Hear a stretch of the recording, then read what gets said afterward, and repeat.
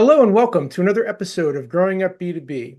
I'm your host, Ed Delia. I'm the second generation president of Delia Associates, the place where B2B brands go to grow.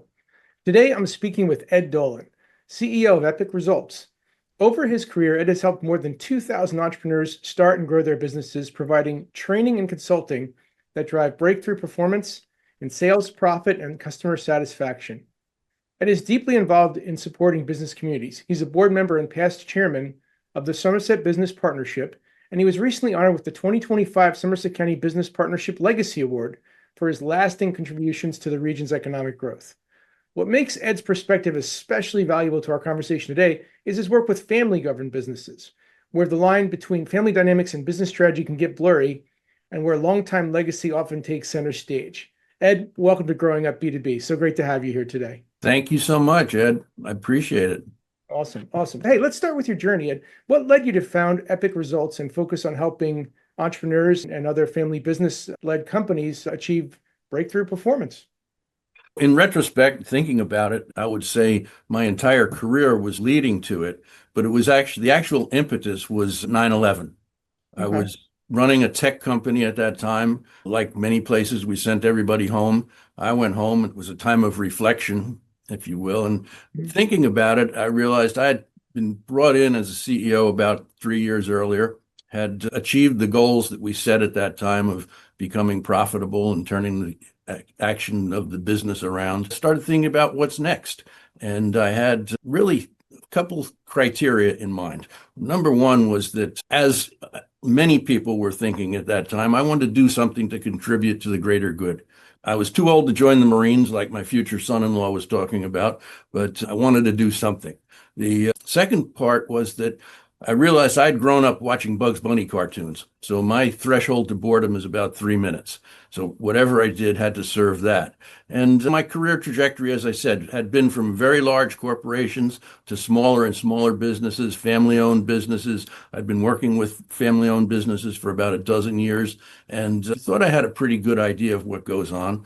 And for me, it was the realization that many of them are very good at what they do and have, at the same time, very limited business experience. And for me, that was the point of entry, that I could contribute something there. And so my thumbnail description was sort of CEO by the hour. And of course, my son was looking at colleges. My daughter was in private school. My wife was effectively a stay-at-home mom. She said, "Are you crazy?" But we did it, and that's where it started. Wow. And it's very interesting that you brought up 9/11 as a point of inflection. I was actually I've been to the monuments several times. Uh-huh. But over the weekend, it was the first time that I actually went through the museum. Oh, And no kidding. my goodness, did it bring back all the emotions and memories of that day. And Yeah. you're most certainly right, that it was a moment of reflection for all of us, for me too, as we really started to rethink what's important. I would say COVID, would you say, was that similar Oh, for the COVID businesses changed the too? world for Yeah, sure. yeah. So across your career and your run, you've helped more than 2,000 business leaders. So when you look at that and when you look at the body of work that you've done, what would you say is different about family-led businesses versus those that are not governed by family? Very clearly drama. Think about who are you more likely to snap at emotionally, a spouse or a colleague? When you bring family into it, it complicates everything for sure. You end up many times putting up with performance that you wouldn't or shouldn't in another environment. I worked with a client, the business was owned by two brothers. And I don't know if you have a brother, I have two brothers, but one of them is like my Irish twin, 15 months younger. And all we ever did was fight. I can remember being in the supermarket and we were on the floor fist fighting. My mother skimmed right through the checkout line because all the crowd was gathered around us. But these guys were the same way, even though they were like 50 plus years old. They fought about everything, argued over everything. And they had their desks sitting facing each other so that if one picked up the phone, the other could contradict everything that he said. It's just nuts. But yeah, the emotion and the drama, it complicates things extensively. On the good side, it can be a comfortable, happy extension of family life. And I've seen businesses that are wonderful in that regard, where the patriarch or the founder still comes to work occasionally, can mentor the next generation. It just can be a very comfortable environment if done well. Absolutely. And in my own experience, I've seen both sides of it. I think when my dad and I did overlap, we used to lock horns a lot. But when we didn't and we were aligned, we were a pretty powerful team. And then with my sister there too, it was the trifecta. We were like unstoppable. But when we hit those certain impasses where we didn't see eye to eye, it wasn't pretty. And I'm sure you can appreciate not just we're the family members, we're just doing what feels normal. Sure. You've got staff and people that are non-family that have to bear witness to this drama.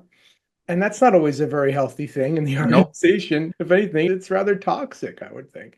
Absolutely. When it comes to that family leader, putting the drama aside, what are some of the, I'll just say the blind spots? What are some things that they're missing? Again, you come in, Uh-huh. a lot of corporate experience and expertise. They're running a business. They may or may not have that body of knowledge. Where are the blind spots that you see most commonly in the family business? Sure. As Vito Corleone said to Sonny, never tell anyone outside the family what you're thinking. And you just hit on it when you talked about your family. It's the impact on everybody else around you that you don't see. It reinforces that insularity. Employees, in the worst cases, employees are treated like serfs and just do whatever I say. And that's not healthy for a business, and it's not effective for a business. So when you see those types of issues unfolding, so as you referenced the two brothers that, basically would lock horn, how do you, as the advisor, help to mitigate some of that? Because we all experience it coming out of family businesses. It's there. Sure. And so obviously we don't want it to because it's not healthy and it's not good. So how do you work through some of those things when you see that? Yeah. I used to say wear a vertically striped shirt and carry a whistle because you really were a referee. But in a more business fashion, I would say the antidote really lies in structure. It lies in having a sense of purpose, lies in having a set of values that you hold each other accountable to, and then putting some structure in terms of an organization chart and eventually a board of some type. As Simon Sinek said, every business knows what they do. Very few of them know why they do it. And that purpose becomes incredibly powerful. It's what engages employees. It's what motivates people. Daniel Pink wrote about motivation, said it comes internally from having autonomy, being able to develop mastery, and to have a sense of purpose. Companies that have and are true to a purpose, I see they have a significantly different level of performance from their employees because of that. And by the way, people stay longer. People stay when they feel like they're part of something. Yeah, that's very true. That's very true. Again, drama and other aspects of the family governed business can show up and certainly complicate a lot of things. It's accountability. And a lot of times you go into a family led business and it looks like the org chart just replicates like the family tree. Right. So you're the oldest son or daughter, so therefore you're the number two, and your siblings are younger, and your cousins, I don't know what they're going to do, but they're obviously down. So how do you help a business, a family-run business, where there's multiple family members involved, separate the roles and responsibilities so it's just not like a carbon copy of their family tree, if you will? Sure. It's most small businesses I find really don't have any kind of organizational structure. You wear a lot of hats, everybody does everything. But that impedes you from growing. It impedes you from expanding and scaling the business. And so in every business, there always is somebody who is the lead at various functions. There's somebody that takes the lead on sales. There's someone that takes the lead on administration and accounting and HR. There's someone that takes the lead on managing the troops, if there are any troops. The key is to start to identify those people and build an org chart. It's not cast in stone. It's not carved in concrete. It's on paper. Write it down and share it with everybody and bless those who have those roles and coach them and manage them to develop those roles and change it as time goes on. Things are going to change. So have an org chart and manage to it, meaning if you're the leader of the company, if you're the owner, don't go around the people that you've put in place as managers. Go through them, Mhm. involve them, and train them because they need to be trained. Yeah. Yeah. That's some great advice relative to that, or just your involvement in working with the family governed business. You may have a number of them, Ed, I don't know, but what's one of the hardest truths you had to deliver to a family business leader? Something that they just didn't want. Yeah. You don't have to name names or anything, but just something that No. they didn't want to hear, but you felt, hey, they need to hear this for the Yeah. business. So one of the hardest was there was a person I was working with was the second generation. And in that business, the father, who was the founder, was he was older, but he was still there every day. He was still running in the same way we talked about every detail of the business. And it eventually became very clear in what I had to tell this second generation, who had, by the way, been in the business for 15, 20 years, built it significantly, was a significant contributor. I had to tell that person, go someplace else. It's not going to work. He's Wow. never going to let go. Wow. Wow. That's pretty heavy. Yeah, yeah, But you know what? It was probably the right thing based on the circumstance, because I'm bringing it back to my scenario. It was probably about 5, 6 years, 5 years in or so. And I had the heart to heart with my dad. I said, Dad, I love you, but one of us needs to go do something else. And we had started the buyout process. It was a 10-year buyout. And I said, listen, if you want to keep doing this, that's cool. I'm going to go do something else. But if you really want to finish yeah. what we started, then you've got to step away. And it wasn't to be mean. It wasn't because I wanted to like kick my dad out. It's because I didn't want to be one of those guys that just discovered for the first time at the age of 55 or 60 if I could run this damn business or not. I wanted to know in my 20s if I Right. could do it or not, so that when I got to my 50s, I was really good at it, Yeah, hopefully. But that was a hard conversation. I'll bet. And he grudgingly elected to step down fully. He was like semi-retired. And the most amazing thing happened. Our relationship flourished and he became a Yeah, great advisor. And honestly, he got to do all the things that he shelved and wanted to do, but never said, oh, the business is the that's priority. great. So then he had this amazing run where he was doing all these cool things. And it was almost like business, what business, just you get your check. So, okay, whatever, you know. Yeah. And now you were jealous. I was like, it was cool. So I was happy that we did what we did. But yeah, it was a hard one. And it's Yeah. yours was equally hard. And I'm sure that CEO didn't take too kindly to that. Yeah. What are you going to do? Yeah. Everything ended up for the better. That's good. He ended That's up good. in a much better place. And when we lead with truth and we lead when we have the hard conversations, when we're truthful and they're the right thing to do, typically things do end out for the best. Yeah, Another thing that I've seen a lot, and I saw it a lot when I came here to Delia Associates, it's that, gosh, we've always done it that way mentality. sure. We've always done it this way. Why would we do it any other way? So when you see that, I had a great advisor once who told me, I said, I've always been doing something this way. So then you've been just doing it wrong for the last 3 years. Now it's time to change. So ouch, but okay. So when you see that, when you see a company that's stuck in a pattern, how do you break through and show them that there might be another way or give them some alternative point of Yeah. view? Yeah. It's very pervasive. There's no question about it. It's not unique to families. It's Hmm. any business, especially look, if the business has had any success, why monkey with success? It's always the mentality. Is keep doing it. But the antidote, I think, is that there's a very famous management consultant, Peter Drucker, who said, "My greatest strength as a consultant is to be ignorant and ask a few questions." And my 3-year-old grandson knew this instinctively. If you tell him to do something, he's going to say why. And he's going to ask over and over again, why, why? Question everything is the antidote. Question it and ask why repeatedly. Get to the crux of it. Maybe it is the right thing to do. But on the other hand, maybe it's like that fellow told you you've been doing it wrong for 20 years. Who knows? But let's find out. Let's explore it.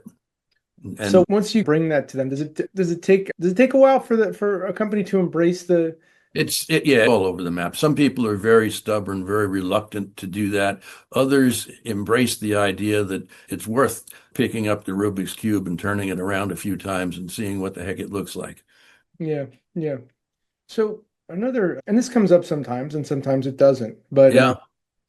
when it comes to leadership, some families, they have a very clear succession where it's maybe there's a parental figure and a son or daughter, Yep. and they're literally being groomed to be the next in line. But sometimes there isn't a next in line, or that next in line either doesn't want it or may not have the skills and abilities to do it, right? To lead.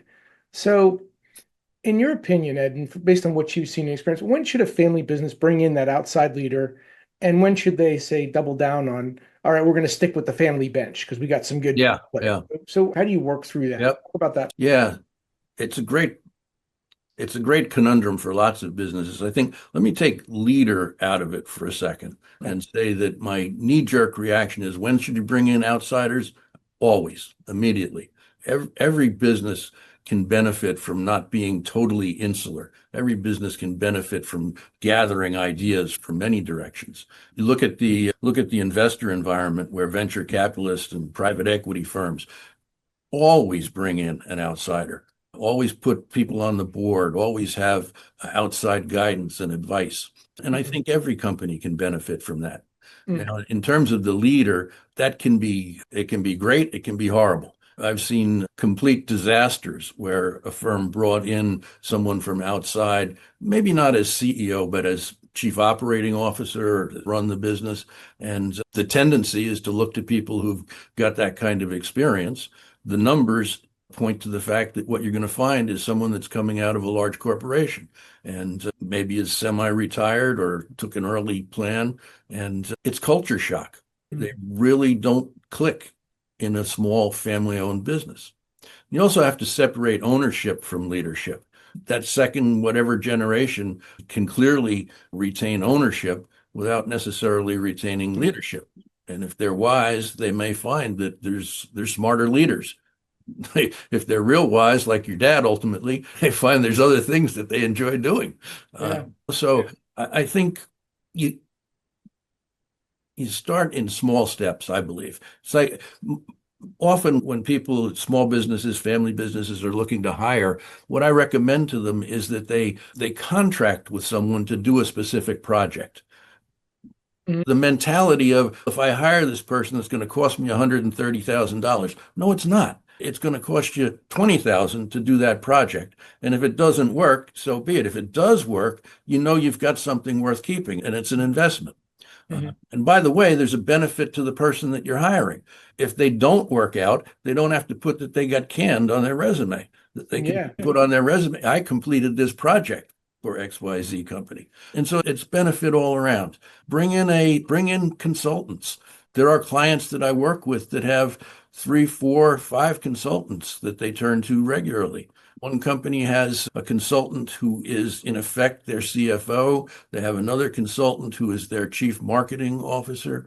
Good consultants, it's not self-serving and it's also not something for a consultant to be afraid of. I think a good consultant, one of the commandments is don't dabble and babble. Stay in your lane. Yeah. Provide the thing that you're good at and let someone else provide other stuff at the same level of expertise.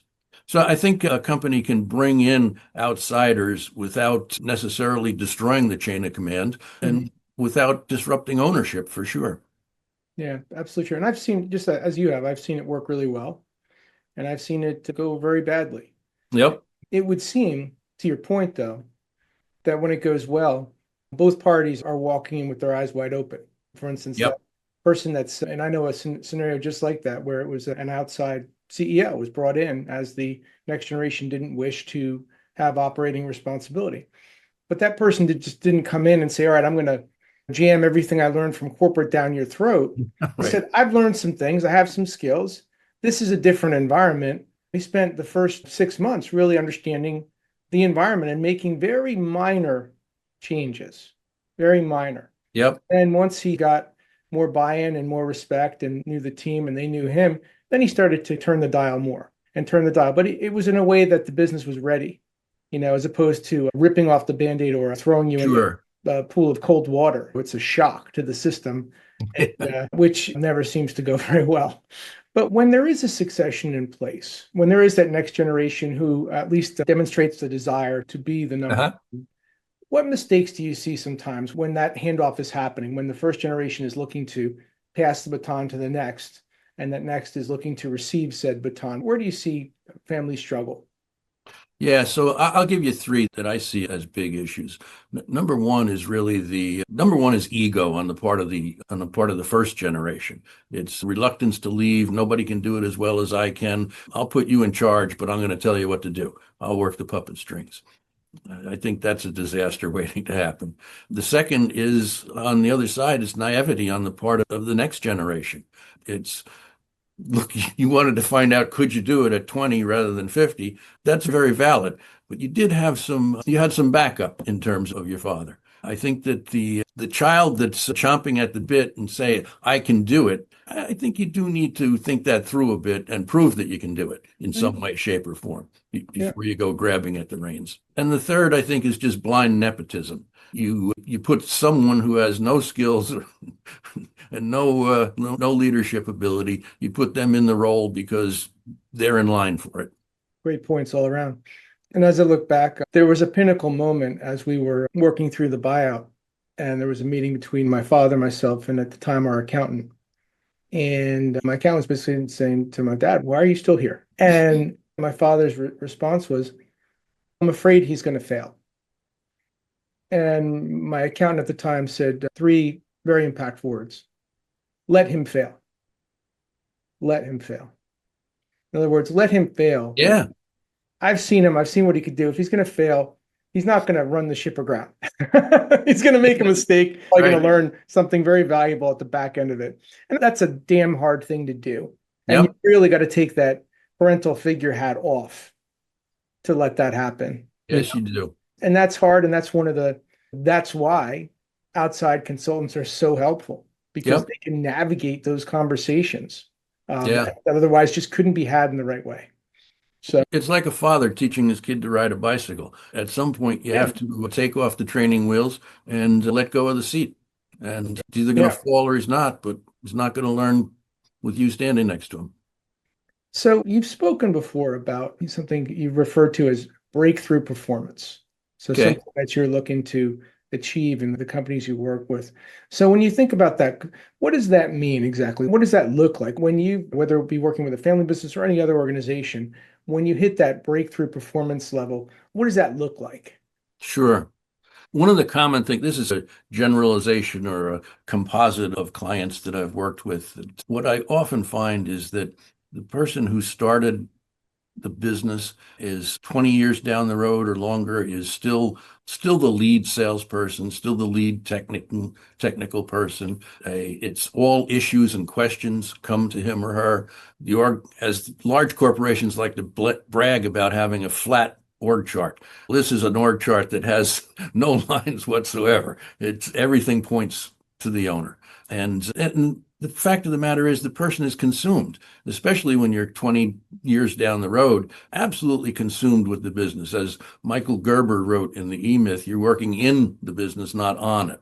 Mhm. And how do you get out of that, get unstuck from that? And so those clients that I've worked with, the breakthrough is that, and this doesn't happen overnight, doesn't happen in a month, but sometimes a couple of years, sometimes a little longer. But they get to the point where they become a true owner slash CEO, maybe even an owner slash chairman, and someone else is the CEO. They get to the point where they're taking multiple several week vacations every year. They're going to a lot of conferences and understanding the industry. They're establishing strategy and direction for the business. They have managers who are doing the day-to-day management on their own. How do you get there? You have to start, as you said earlier, giving up. Let them fail. You have to start when all of the questions are coming to you. You have to start asking, what would you do? Okay, go do it. Letting go is critical, but then seeing the bigger picture, being comfortable with not being in the day to day. It's probably the hardest part for people like I'm describing. What I find is they find it really difficult to give up. That's why they're still there 20 years down the road. So we work on purpose and creating the culture of the organization, get some structure to it, coach the managers to be good managers. And like I said, it doesn't happen instantly. It takes a while. Yeah, yeah. Building off that point, because this is something I've seen play out where I know a few businesses where there is the owner, the founder, sometimes it's even in one case, second gen, has Yep. taken that CEO or chairperson role and brought in a president, essentially, who is the Okay. operating leader of the Yep. organization. And what I've observed, and you may have seen this too, is there's this oscillation between the chairman or CEO steps in, right, to deal with something and then steps away and feels like they stepped away too much and they jump back in. Then they Yeah. jump away and they jump back in. So you've got this kind of yo-yo effect or whip effect. It's almost in, they're out, they're in, they're out. So how do you help that leader who does want to because in their heart of hearts they want to step away Yep. and Yep. they just feel like they can't. How do you help them find that kind of balance by what's enough governance from this new position and what's too much? How do Yeah. you help them define the lines Yep. of what's okay and not okay? I think there's several things that go into it, Ed. I've advised people in that position several times, particularly at this time of year, to go home and rake the leaves. Just get out of here. Don't be here. Do something. But it it needs a little bit more than that, admittedly. That's a glib reaction to it. But what it needs is, again, its structure. If they have agreement with that president as to what the company's purpose and values are, and they can see that he or she is acting on those and using those as management tools, if they have objectives or responsibilities for that president and those are measurable, they can see what's happening, then you can let go. But you need to put the structure in place in order to be able to, it's the Reagan trust but verify. Yeah, yeah. I often think that I even question it myself if I could do it. Sure. And I know the tools and I know the exercises. It's like the old island. If you're on the island, right, Yep. and your company's afar, what data do you need from the island to make sure that everything is going okay? Yeah, that makes sense in theory, but in practice, I question myself. I'd be able It's to hard. Yeah. let go and without some help. You raised some great points there. Wanted to touch on something else because it seems to be pervasive to every single guest on the show and every industry, which is the rise of AI and digital tools. To what extent are you seeing that show up in the clients that you're working with, whether they be family governed business or others? And how, to what extent are you encouraging the adoption in the organizations that you're working with, especially those that are, hey, we've always done it this way, they're rooted in Sure. tradition, there might be some trepidation or fear of, hey, we're all going to lose our jobs because AI is going to take all of our work away. So how do you address some of those issues? So I was watching the news this morning and I saw, didn't really see it. I just heard there was an advertisement and the headline was silver is at a 10-year high. And the strategy theory was that's going to prompt people to want to buy silver. That's what they were peddling. But I've heard and read guidance from like Warren Buffett for a million years that says, don't follow the crowd. Sell when everyone else is buying, buy when everyone else is selling. Yet here they are advertising it's at a 10-year high, buy. And how does that possibly work? The way it works is that as human beings, we have a herd mentality. We don't necessarily act on rational behavior. We follow the crowd.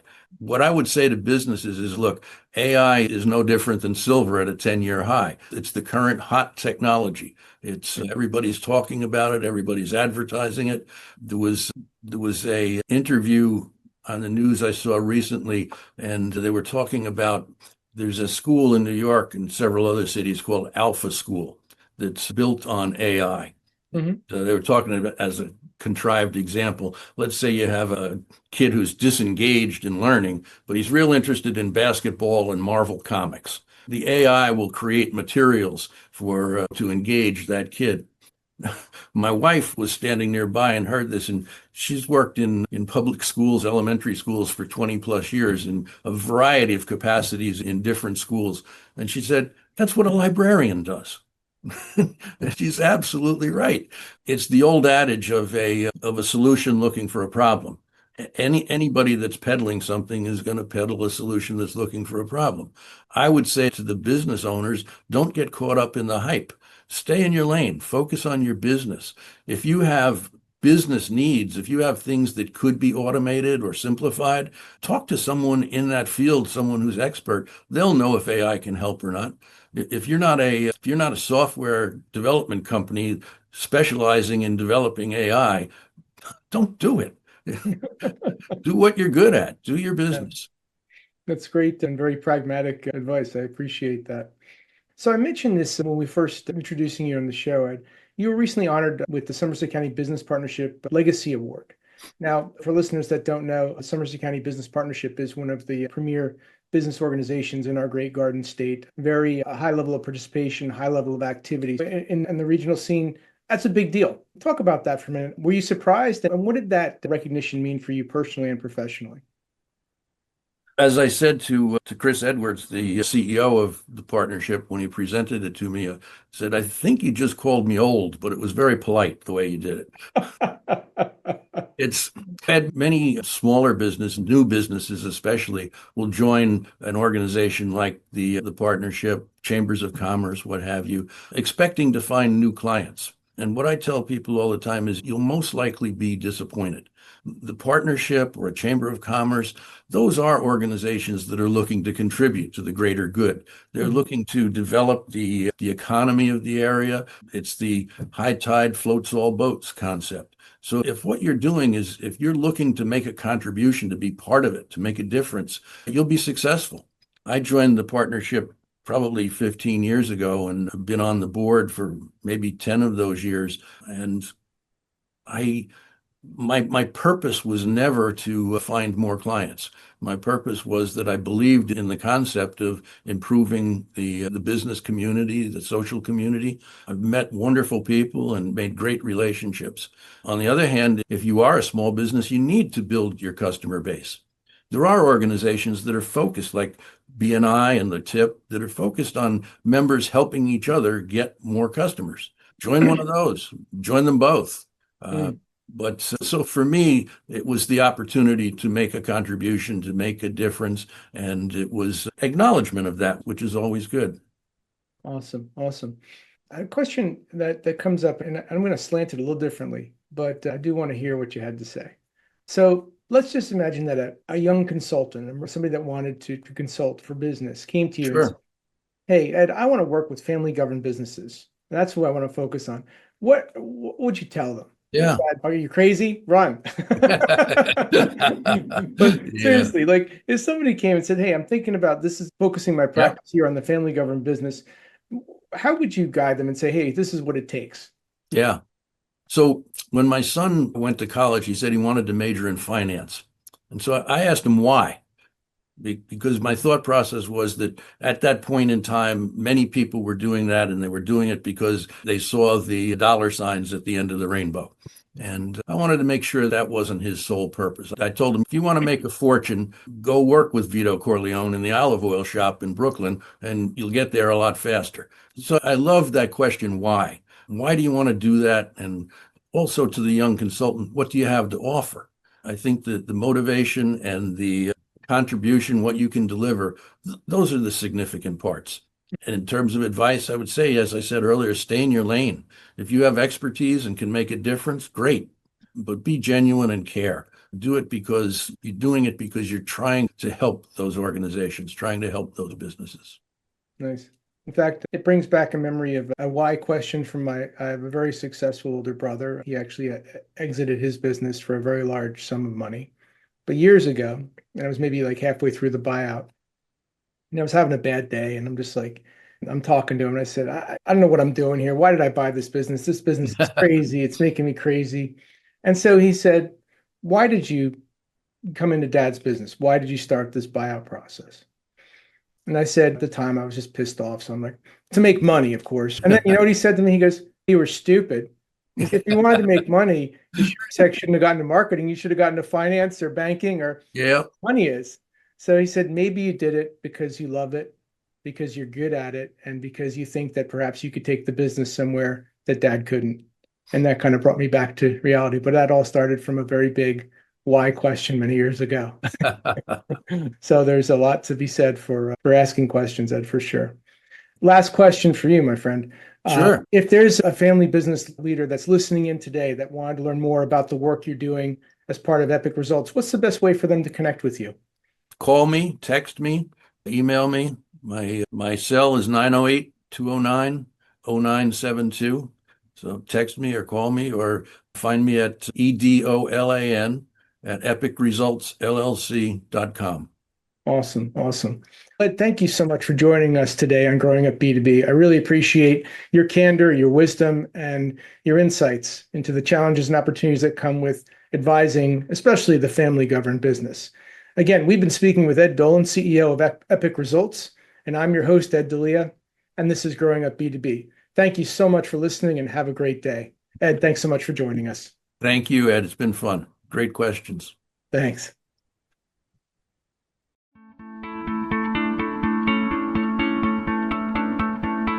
Hey, thanks so much for tuning into Growing Up B2B. To explore more episodes and insights, visit podcast.delianet.com. And if you've enjoyed this episode, please give us a rating or review on your podcast platform of choice. Having worked with hundreds of family-led businesses across my career, and being a second-generation leader myself, I'm on a mission to help every family business I meet achieve next-level growth for their organization. So feel free also to connect with me on LinkedIn and let's support each other. You can also find out more about my company at delianet.com. Again, I'm your host, Ed Delia, and thanks so much for joining us today. Take care.